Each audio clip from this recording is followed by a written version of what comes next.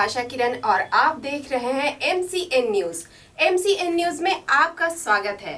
प्रस्तुत है गया शहर की कुछ खास खबरें। गया जिले के चेरकी स्थित चेरकी थाना मोड़ के समीप ई रिक्शा, ई स्कूटी व ई मोटरसाइकिल के exclusive showroom Vision Eco Electric का शुभ उद्घाटन किया गया।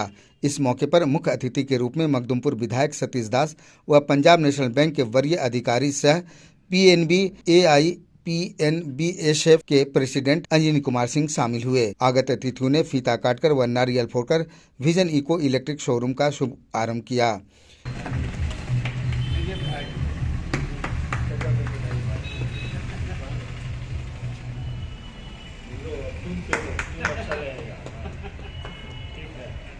इस अवसर पर शोरूम के प्रोपराइटर रजनीश कुमार, अरुण कुमार, सुमन देवी, आलोक कुमार, दीक्षित सर, टिंकू जी, प्रेम जी, हिमांशु जी, सेल्स मार्केटिंग हेड मोहम्मद जिसान आलम सहित गया व चेरकी के गण्यमान्य शामिल थे। शोरूम में moving mobility to the next level की ई स्कूटी का model Prakriti spa, e rickshaw के मॉडल फोनिक्स और जीकॉन व ईवी मोटरसाइकिल के साथ ईवी मोटो मॉडल मोटरसाइकिल का उपलब्ध है। ईवी मोटो मोटरसाइकिल एक बार चार्ज करने पर 140 किलोमीटर की दूरी तय करता है। बैटरी चार्ज होने में 4 घंटा का समय लगता है। वहीं स्कूटी 70 से 90 किलोमीटर दूरी तय करता है। यहाँ इजी फाइनेंस की भी सुविधा है। विदित हो कि विजन इको इलेक्ट्रिक शोरूम की यह दूसरी ब्रांच है। पहली ब्रांच AP कॉलोनी गया में खोली गई थी। है कि सबसे पहले विजन इको इलेक्ट्रिक मोटरसाइकिल और ई रिक्शा का शोरूम श्रीघाटी में खुला है, चेरकी में खुला है, गया श्रीघाटी रोड पे। ये सबसे बड़ी बात है इस इलाके का, जहाँ पे चेरकी मात्र एक बम बाज़ार के लिए फेमस हुआ करता था। आज यहाँ गया से भी लोग इलेक्ट्रिक बाइक खरीदने, इलेक्ट्रिक स्कूटी खरीदने के लिए यहाँ पर आएंगे। तो इस इलाके के लिए बड़ी खुशी की बात है। और जब पेट्रोल और डीजल का दाम का रफ्तार इतना तेज़ी से भाग रहा है, तो लोगों की अब समय की आवश्यकता इलेक्ट्रिक मोटरसाइकिल, इलेक्ट्रिक स्कूटी और ई रिक्शा होता जा रहा है। तो ऐसे में जो स्पेस जो खाली हो रहा है, जो चाहते हैं कि वन टाइम इन्वेस्टमेंट करके हम ऐसा बाइक खरीदें जिससे हमको रोज़ 100, 200, 500 रुपये का हमको डीजल पेट्रोल ना खर्चा करना पड़े, उनके लिए बड़ी सौगात है। और इसमें जो भी कुछ रजिस्ट्रेशन का सवाल है और भी सब्सिडी का सवाल है, इन तमाम सवालों को हम लोग आने वाले सत्र में सरकार के सामने इन सवालों को उठाएंगे सदन में, और ज़्यादा से ज़्यादा इजी हो सके, आम लोग इसको परचेज कर सके, क्योंकि इससे पोल्यूशन भी कम होगा। पोल्यूशन ना के जीरो पोल्यूशन फ्री गाड़ी है ये। दूसरा, पेट्रोल पर हमारा डिपेंडेंसी ख़त्म होगा। तो ये सबसे बड़ी बात है। और आने वाला दिन में अब सभी पेट्रोल पंप पर चार्जिंग पॉइंट्स भी बनने जा रहा है। तो आने वाला दिन में आप डीजल और पेट्रोल की मोटरसाइकिल आप शोरूम की चीज़ हो जाएंगी। आने वाला दिन में यही आपको इलेक्ट्रिक बाइक, इलेक्ट्रिक स्कूटी देखने को मिलेगा। इसलिए इस सौगात में को चेरकी में देने के लिए इसके प्रोपराइटर रजनीश जी को बहुत सारी शुभकामनाएं बधाई देते हैं। प्रोपराइटर मिस्टर रजनीश कुमार को ढेर सारी बधाई देना चाहता हूँ और इनकी सफलता की कामना करता हूँ। और इन्होंने जो रिस्क लिया है रूरल क्षेत्र में आके ये अपने शोरूम को खोलने के लिए, वाकई बहुत काबिल तारीफ़ हैं। यंगस्टर हैं, रिस्क लेने की क्षमता है और हमारी कामना रहेगी कि यहाँ पर इनका शोरूम अच्छा चले। क्योंकि अभी वर्तमान परिवेश में जो पोल्यूशन का स्तर है, गया वैसे शहर का भी पोल्यूशन लेवल अलार्मिंग हो रहा है। इस स्थिति में आम आदमी का एक कर्तव्य हो गया है कि पोल्यूशन को कैसे वो कम करें, जिसमें जो ये इस बाइक पे चढ़ेंगे वो भी पोल्यूशन को 0.1% ही कम करने में अपना योगदान जरूर देंगे। हम अभी इस बैठे हुए थे, इनके मार्केटिंग हेड ने बताया कि इसके कॉस्टिंग देख रहा था मैं, तो कॉस्टिंग में 1 रुपये पर किलोमीटर के हिसाब से इसका बैटरी का चार्ज आ रहा है। पर तो 4 साल बैटरी चलती है, एवरेज 40 से 50 हज़ार किलोमीटर लोग 4-5 साल में चलेगा, उस हिसाब से ये है। और चार्जिंग में और ये 2 एक्सपेंडिचर हैं। हमने पूछा कि कितने यूनिट का कंजम्पशन होगा, तो 2 यूनिट का स्कूटी में और 3 यूनिट का बाइक में कंजम्पशन होगा। वो भी लागत हो जाएगा 18-20 रुपये पर डे भी। यदि 60 किलोमीटर चलेगा तो उतना पर डे की लागत है। तो इसकी लागत 2 रुपये किलोमीटर है। ये लागत एवरेज है। और कैपिटल जो अपने जगह पर है, जो बैटरी लगाना है इसमें एक और ये खासियत है कि कोई सर्विसिंग नहीं, कार्बोरेटर का झंझट नहीं, ये झंझट नहीं, खराब हुआ तो एक बार रिप्लेस कर लें। तो यही 2 रुपये 4 रुपये किलोमीटर बचा के, पर किलोमीटर कॉस्टिंग बचा के रखेंगे तो 3 साल 4 साल 5 साल में यदि बैटरी बदलना पड़ेगा वो इसके लिए, इसलिए इनके ग्राहकों को हमारा ये है कि वो 4 रुपया 5 रुपया जैसे बच्चे गुल्लक में डालते थे, वैसे यदि हम 10 किलोमीटर चले तो 20 रुपया गुल्लक में डाल दें। जो एक बार मेजर खर्च होता है बैटरी का, उस खर्च से बच जाएंगे। बाकी रजनीश जी इन टीम को बहुत बहुत बधाई, इनका शोरूम बहुत अच्छा चले, हमारी ये शुभकामना। सबसे पहले 2021 में गया में शुरुआत किया था, तो वहाँ पे रिस्पांस बहुत बढ़िया मिला और देखने में मैं सोचा कि अब कहीं दूसरी जगह भी ओपनिंग किया जाए। तो मैं स्पेस का तलाश में ही था। चिरकी में मैं सोच भी रहा था कि हमारे गया वाले शोरूम से कहीं नज़दीक में हो ताकि दोनों जगह देख रेख हो सके। तो चिरकी में मिला और मैं यहाँ पे अपना शोरूम स्टार्ट किया हूँ। अब आगे तो खैर सफलता मिलेगा ही, क्योंकि मैं ऑलरेडी 6 साल से बिजनेस में हूँ और बिजनेस में हूँ तो सारा आइडिया है कस्टमर को कैसे हैंडल करना है, सारा बिजनेस को कैसे रन करना है। तो बस यही सोच के साथ तो चिरकी में किया। खास बात है? खास बात इसका ये है कि हमारे पास जब गया में शुरुआत किया था उसमें स्कूटी और टोटो था सिर्फ हमारे पास। अभी हमारे पास बाइक भी है और भी वेरिएंट आने वाले हैं बाइक का, और नेक्स्ट मंथ में स्कूटी में भी हाई स्पीड आने वाला है जिसका स्पीड होगा 80 प्लस। वो रजिस्ट्रेशन के साथ होगा, रजिस्ट्रेशन इंश्योरेंस पॉल्यूशन नहीं होगा, रजिस्ट्रेशन होगा, इंश्योरेंस होगा। तो कंपनी भी डे टू डे ग्रो कर रही है, अपना जो भी प्रोडक्ट है उसको लॉन्च कर रही है और उसका इन्हांस कर रही है कंपनी प्रोडक्ट को। तो सर्विस भी हमारा दोनों जगह है, गया में भी आप करवा सकते हैं, चिरकी में भी करवा सकते हैं, सर्विस दोनों जगह अवेलेबल है। बाकी हमारा होम सर्विस भी है, अगर गाड़ी आपका चलने लायक नहीं है, मीन्स गाड़ी ख़राब हो गया, नहीं चल पा रहा है, तो हमारा होम सर्विस है, हमारा स्टाफ जाता है आपके पास और आपके घर पे ही गाड़ी को सही करता है वो। ये बहुत बड़ा है। गया में अभी तक कोई भी शोरूम वाले ये फैसिलिटी नहीं दे रहे हैं जो हम लोग दे रहे हैं। तो गया में शोरूम कहाँ पे? और हमारा गया में भी शोरूम है, आशा सिन्हा मोड़ चौराहा के पास में ही है, आशीर्वाद हॉस्पिटल के बगल में।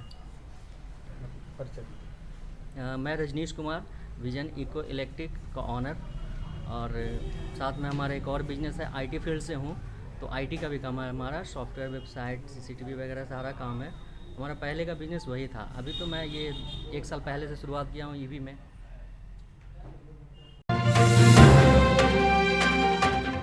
स्थानीय जिला परिषद के सभागार में जिले के अग्रणी बैंक पंजाब नेशनल बैंक गया की ओर से जिला स्तरीय सुरक्षा समिति की बैठक का आयोजन किया गया।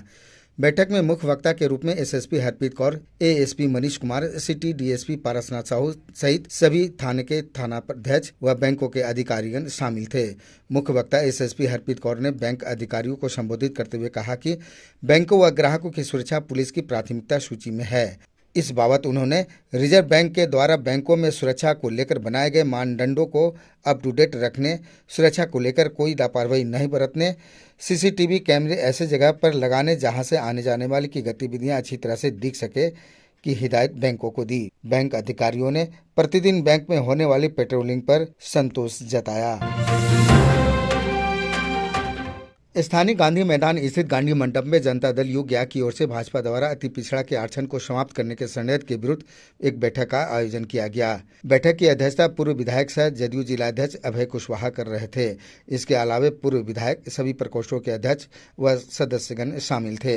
मुख्य वक्ता अभय कुशवाहा ने प्रेस वार्ता में पत्रकारों को संबोधित करते हुए बताया कि भाजपा के नेता बिहार में अति पिछड़ा का आरक्षण किसी भी प्रकार समाप्त करने का षड्यंत्र कर रही है। अति पिछड़ा समाज को बरगलाया जा रहा है। जदयू इसके खिलाफ अति पिछड़ा समाज के लोगों के बीच जाकर पर्दाफाश करेगी। आप हम सब लोग अवगत हैं, नगर निकाय चुनाव की तिथि की घोषणा सरकार के द्वारा की गई और भारतीय जनता पार्टी के जो नेता हैं उनकी जो साजिश है, यदि पिछड़ों का आरक्षण कैसे किसी भी तरह समाप्त हो, तमाम तरह की बातों को वो करते रहते हैं। आरक्षण समाप्त करने के लिए पहले तो जब चुनाव रुका तो उस समय उन्होंने कहा कि चुनाव रोक दी गई है, सब लोग नॉमिनेशन कर दिए हैं और नॉमिनेशन में सारे लोगों का बहुत सारा चीज खर्च हो गया है, इसलिए चुनाव को नहीं रुकना चाहिए था। और जब चुनाव रुकी और पुनः जब अभी घोषणा हुई तब वही भारतीय जनता पार्टी के नेता कह रहे हैं कि पुनः नॉमिनेशन होकर के ये चुनाव होना चाहिए था। तो देखिए, दो तरह की बातें नहीं होती है। आप अगर किसी मुद्दे पे बढ़िया तरीके से हैं, स्पष्टवादी अगर आपकी विचारधारा भारतीय जनता पार्टी की है, तो दो तरह की बातें वो उनको नहीं करना चाहिए। वो सिर्फ अति पिछड़ा समाज को बरगलाने का काम करते रहते हैं। अति पिछड़ा समाज के हित कैसे वो खत्म करे, जो उनके हित के लिए नीतीश कुमार जी ने 2006 से काम किया है, उस हित को कैसे समाप्त करे।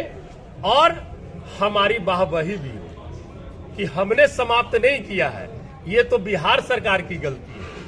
ये तमाम चीज भारतीय जनता पार्टी के नेता करते रहते हैं। हम आपको सिर्फ एक दो बात बताना चाहते हैं, क्योंकि ये लिखित भी है और सब लोग जानते हैं। मध्य प्रदेश में भारतीय जनता पार्टी की सरकार है। 2022 में नगर निकाय के चुनाव में मध्य प्रदेश पिछड़ा वर्ग आयोग की अनुशंसा को ही सर्वोच्च न्यायालय ने स्वीकार कर चुनाव की अनुमति दी थी। उसमें पिछड़ा अति पिछड़ा की जो आयोग गठित हुई थी, मध्य प्रदेश के 3 माननीय जो विधायक थे उसके सदस्य थे, और उनकी अनुशंसा को मान्य करते हुए वहां पर चुनाव करा लिया गया। लेकिन हमारे के यहाँ बिहार में पिछड़ा अति पिछड़ा आयोग के चेयरमैन जो है, अध्यक्ष जो है, उच्च न्यायालय के सेवानिवृत्त हमारे जज हैं। जब बिहार सरकार ये अनुशंसा दे रही है तो उसको अमान्य आप कर रहे हैं, जबकि हमारे आयोग में सेवानिवृत्त जज हैं हमारे आयोग के चेयरमैन, पिछड़ा अति पिछड़ा के। आप इन्होंने जो अनुशंसा किया, इनकी जो कमेटी की जो अनुशंसा हुई, वो सर्वोच्च न्यायालय मान्य नहीं करती है। और 3 माननीय विधायक मध्य प्रदेश के जो थे, उनकी अनुशंसा को सर्वोच्च न्यायालय मान्य करती है। तो ये 2 तरह की नीति वो करते रहते हैं।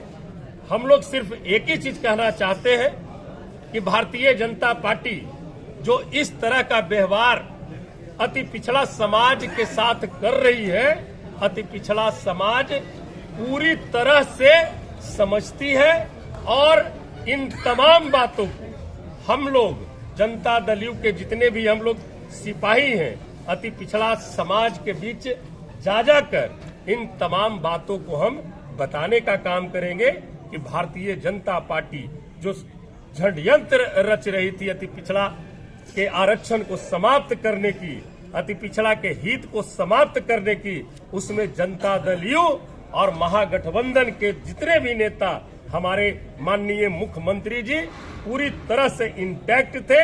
और उनका ये शपथ था कि किसी भी कीमत पर हम अति पिछड़ा के अहित की जो बात करेगा, किसी भी कीमत पर हम इससे पूरा नहीं होने देंगे।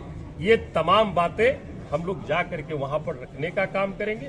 आप देख रहे होंगे अति पिछड़ा समाज के जितने भी जनता दल यू में अभी जिला अध्यक्ष है, हमारे प्रदेश के सचिव हैं, अनेकों तरह के जितने भी अति पिछड़ा समाज के यहाँ पर नेता हैं, सारे लोग आज यहाँ पर एकत्रित हैं। और इन तमाम कुरीतियों को जो भारतीय जनता पार्टी एक षड्यंत्र के तहत वो रचने का जो काम करती है, इन तमाम कुरीतियों को, भारतीय जनता पार्टी की कुरीतियों को हम जन जन तक ले जाने का काम करेंगे और भारतीय जनता पार्टी के चेहरे को बेनकाब करने का निश्चित तौर पर काम करेंगे।